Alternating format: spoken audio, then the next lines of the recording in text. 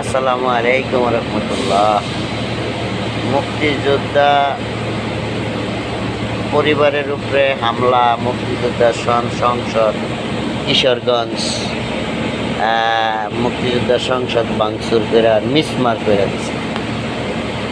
মুক্তিযোদ্ধা আগামী দিন থাকবো না, কারণ যদি থাকতো তাহলে মুক্তিযোদ্ধা পরিবারের শক্তি আজকে রাষ্ট্র পরিচালনা করে, মুক্তিযোদ্ধা সন্তান পরিচয় দিচ্ছে।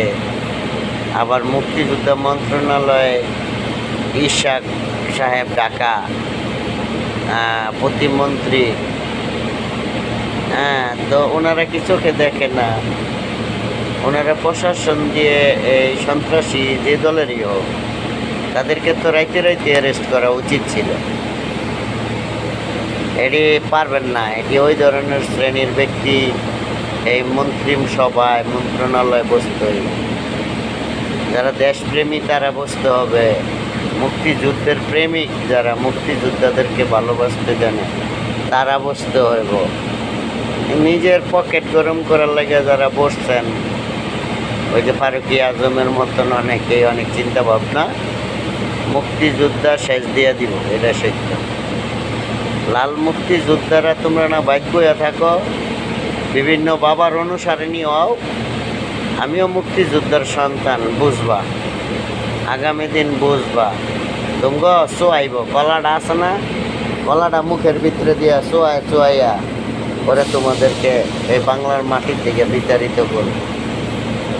তোমাদের ছেলে সন্তানরা নিয়ে ডিপের ভিতরে থুইয়া দাও।